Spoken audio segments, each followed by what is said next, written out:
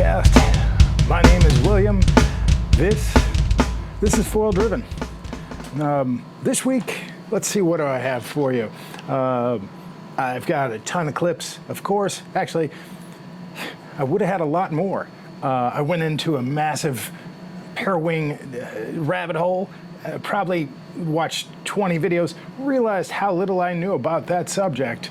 So I need to get my hands on a pair-wing before I say anything more about a pair-wing. So with all that, I have clips, and I think I've made some progress in my own riding that I want to talk about this week. There's been some changes to what I ride. I'm riding a Jimmy Lewis mid-length foil board. It's not exactly, it wouldn't have been my first pick, but you know, I had to replace, I crushed my 44-liter Axis pump, and so I had to replace that thing quickly. I had a friend that stepped up and helped me out there, did a little trade. I got that. Pretty happy with it, and it's forced me to go strapless, and so I've got some things in store there. Let's see, what else do I have? And of course, we'll have the rig of the week. And let's start off there, because the rig of the week this week comes from my friend Chaz. He's been riding a custom Omen board, which he asked to have glass both top and bottom, so it'd have better foil drive connectivity. Let's see. I don't have I'll leave the exact dimensions in the description, but I would say it was close to a mid-length, but I think it was a 5.2, and man, that thing, it rode closer to, say, my prone board than a mid-length board. So I was really impressed with that board. Apparently you all were too, because I did maybe 10 or 15 seconds of riding on that board. I posted it, and that video got about 3 times the likes and views of anything else I put out. So clearly you all love what's going on with Omen, code, and of course foil drive. So we'll take a look at that. So here it is. You can see it. It's I mean, it's a beautiful riding board. I was amazed with that code foil because it's relatively small. It's a 980S. Not a whole lot of square centimeters on that thing, but it rode big, and it might have been the massive tail that Chaz had on that, and I'll have to post that in the description as well. But the tail was huge. So between that big tail and the small front foil, it rode really big, but it also had a little bit of drag, and I think that's result from the probably that giant tail. But got me up on this Omen very, very quickly. It was back to back with my own rig, which I had a 999 on and an HP motor. And it actually got up much faster than mine. So I was impressed with how quickly it got on foil and how much lift and glide it had. A little disappointed that there was drag, but I think that might have been the tail. So I'm going to invest a little bit time in riding other code foils to see how those go. But I was impressed overall. It seemed like a really user-friendly, fun-to-ride foil. The whole setup, A+, 10 out of 10. So thanks for letting me ride that one, Chaz. Apparently the audience liked that as well. So moving on, let's talk about my new board and setup and what's been happening. So since my last video, the last video I think I put out, last podcast, I was talking about jumping, and it was with straps this all in the flat water out on the ocean, and I was starting to really nail down jumps in all directions. And then I had the shore pound just kind of destroyed my my beloved 44-liter pump, and so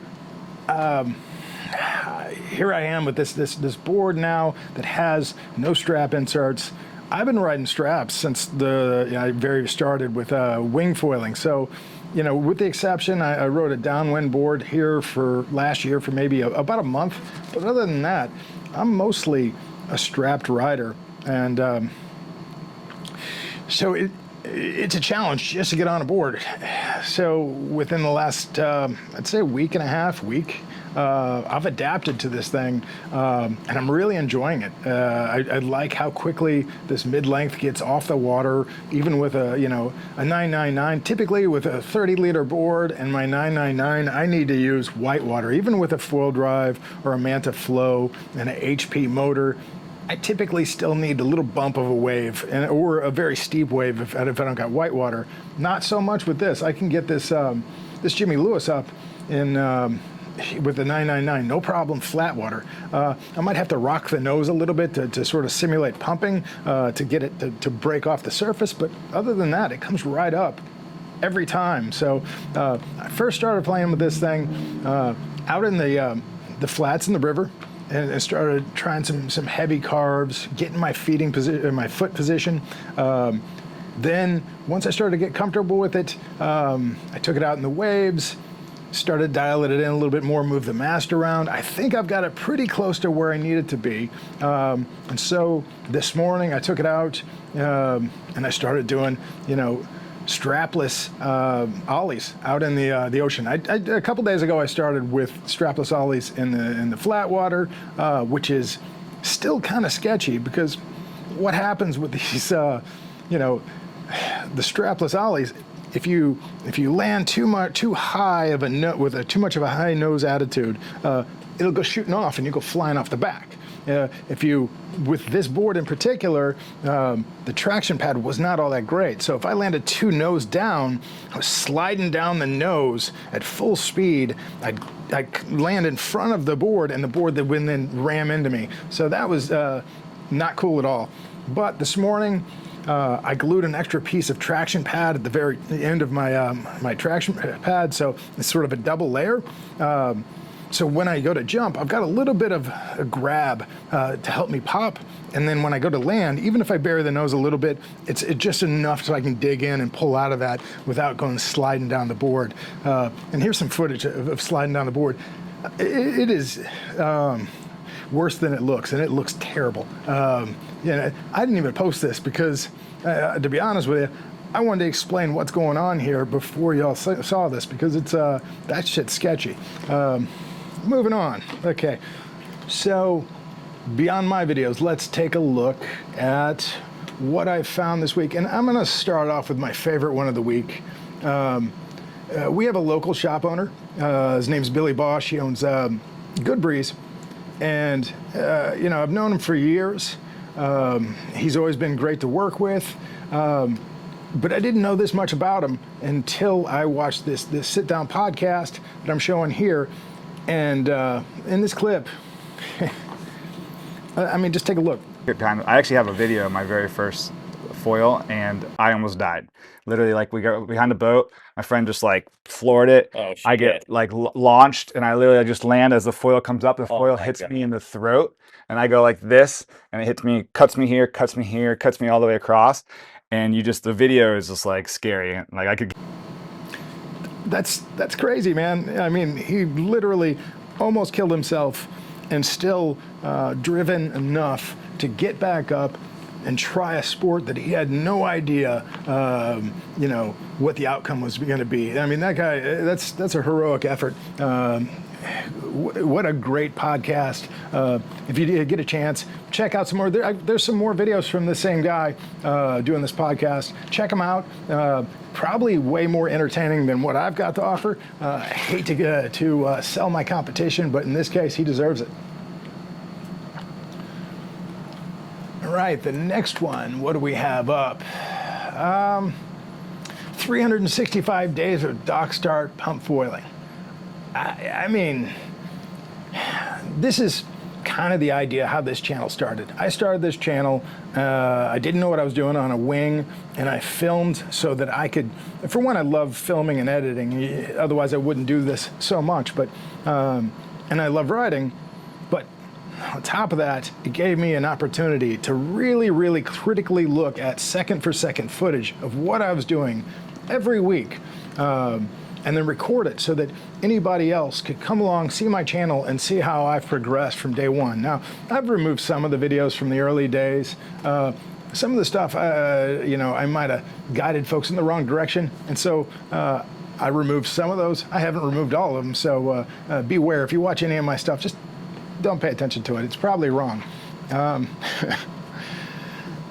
Anyway, this one was entertaining. I enjoyed it. It's because anytime you watch somebody trying to dock start, it's so difficult, and the falls are they're brutal. So you know, it's an entertaining watch. Let's see, Duotone Ventus review. I think I'm going to skip that one. The FLITElab 808, feeling great. That's from Minister Bennett's.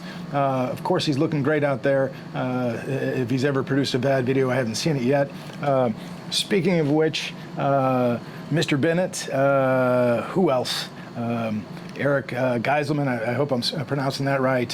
He is a local, so him and a few other folks from Flight are going to be doing 2 demos here in Florida this week. So if you've caught this any later than, say, Tuesday, it might be too late for you. But I'm going to throw it up there anyway. Good to see all those gents coming out here, showing off the gear. I don't know if they're going to have, you know, there's 2 new ones from FLITElab, and one of them I have absolutely no interest in. I have no interest in the jet board. I like that they, you know, the innovation there. I don't think that's going to be a big hit, but maybe it will. Maybe it'll surprise me. But that other one they got a high mount mini e-foil going on there. That one, they do have my attention. I want to see how that goes. I don't know if they're going to have that at the demo. I probably won't be driving an hour up there to go see all that. But if I find out they have that foil going there, then I might. AK. So, you know, it wasn't too long ago that I rode for AK locally here, and I really enjoyed the quality of their products. Their boards are indestructible, and I really tried to put that to the test. And if you don't believe it, go look at some of the wing foiling videos that I had. I really tried to smash those boards, and I don't think I've got a ding on either one of the AK boards that I have. They came out with some new foils, like a pump foil and all that kind of stuff after I left. I left AK not because I didn't like working with that team or the quality of their stuff. I was focusing on pretty much pump foiling and prone surfing, and they just didn't have the lineup at that time, but I think they do now. And they've now teamed up with Foil Drive. And this video here is them with new AK Carbon Plus Mast, and it looks pretty nice. And you know, there are some AK boards I'd like to get my hands on. The last one I tried was one of their downwind boards. I think it was like a Nomad, and forgive me if I've you know, misnamed that one, but that one was a lot of fun. So give this one a look. It looks interesting. We've got another one up here. How to build a full carbon hydrofoil mast. Now, I won't drag you through any of this, but if you ever wondered kind of what the process would be if you try to build one of these yourself, this was enough to make me realize I'd rather go ahead and pay somebody if I can. Of course, I may be building these very soon if the foil market dries up. So keep that in mind. If these tariffs shut down all of China and we don't have any foils here in the U.S., you might have to be building them yourself. Good luck getting the carbon. It probably comes from the same place. What else do we have? Another pair wing. I'm going to skip that. Okay. The capital, explore the unlikely capital of American surfing, Florida. And, you know, this this one's nice because it's got I live down the street from Sebastian Inlet. All the videos that you see, it's very close to Sebastian Inlet. It's also known as Monster Hole on the south side of it for all the large marine life that swims around in that area. They all make it down here as well. That said, this is a good watch. Even though there's no foiling in it, it is surfing, but it kind of explains what we go through here and the kind of conditions you get. So if you're thinking about coming to Florida to foil, take a look at this, because this is kind of what we get in a lot of spots. I mean, we have easier days, but when it does, I mean, you've seen my videos. You can see a lot of this resonates with me. It's just difficult conditions on so many days. Sometimes it doesn't even come across in the filming. It looks flat, but let me tell you, this is the kind of junk we ride in, and it's difficult. I think it makes you a good foiler because you've got, I don't know, 15 seconds to ride the wave before it dies and turns into shore pound. So it really makes you quick on your feet. It's not as you would expect a monofoil. It's a right. foil. I have two of them now, same subject. This one came out this week, and if you haven't seen it, you know, last year, maybe it was 2 years ago, Triton came out with a monofoil, and they didn't have the marketing, and they didn't have Balz riding it, and that dude can make anything look good. So beware, this could be terrible. That guy could probably, you know, surf on a TV tray and be fine. So I would say, take a look at that. You can see Hopline doing a good job with it too. So between the two of them, I think you can get a pretty good idea what to expect out of this, and it looks like it might be fun. I'd like to get one of those on the channel, maybe demo it for a week or so, just to see what it's like. It looks like you can kind of spin circles on it if you're really, really talented. Even if you're you know, semi-talented, I think you could probably make a lot of use out of how quickly that thing turns. That being said, to turn that quickly, it's got to be pretty low aspect, and so it's probably got a very low stalls point, so it's not going to be very fast. But if you just want to do some freestyle in small waves, that one looks fun, and it looks like there's not going to be anything on the market right now that could match that. So, you know, if you're looking to maybe throw a loop in a contest, maybe pull one of those out for one of the runs, because nobody else is going to be able to keep up. But it looks like a fun ride, and you could throw a tail on there. It looks like it makes it stable. Interesting. All right, the last one I have is not a new video, but I stumbled across it this week, and it's a video from 9 years ago, and Kai Lenny, and this is Kai Lenny talking about his first foil Downwinder, and when he actually started really falling in love with foiling. It's a cool watch, especially, you know, because I think a lot of us can relate to it. Most of us went through the same thing when we started foiling. If you're watching this channel, there's a good chance you are pretty addicted to foiling, and this is relatable. And it's the start of for so many of us.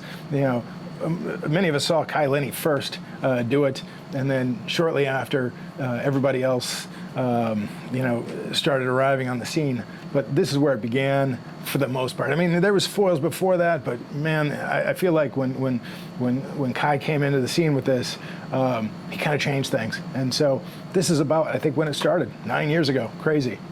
One other thing I have this week was my Insta360 X4. It has been through hell and back. It finally started malfunctioning and shutting down early. So with that, I would say, if you're going to buy one of those things, they're great cameras. Pick one up at Best Buy, buy that 2-year protection plan. I have used it because I beat these things up pretty good, and eventually they just can't take the abuse and they start failing on you. And you can see earlier in this week, one of my videos, it's a little bit orangey. so the colors went out of whack, and it shut down early. So I took it back to Best Buy for a replacement, and they allowed me to trade up to the X5. And let me tell you, that X5, I don't know exactly what's better about it, but there's a lot. It seems like definitely I like the 5.7K, I think it is, frame rate of 60 frames per second, which means you could do a pretty good slow-mo on it. You get the high definition, so it's really beautiful photos. You can do 8K with that thing. Got AI chips in the thing. When you go to edit it, you can use AI, keyframing, so you don't have to constantly, edit to put yourself back into to frame. It does that for you. Half the clips I've got, it's because AI goes through, it finds the best shots, it lines them up for me. I just go in and make a few cuts and I can post them. That's how I built this channel. So little tip, if you're starting a YouTube channel, get one of those, let it do the editing for you, take a few clips every few days, post them on Shorts, and your channel will grow very quickly. So, and that's how I did this. So for any of you who want to do that, that's how you mimic me. And it works.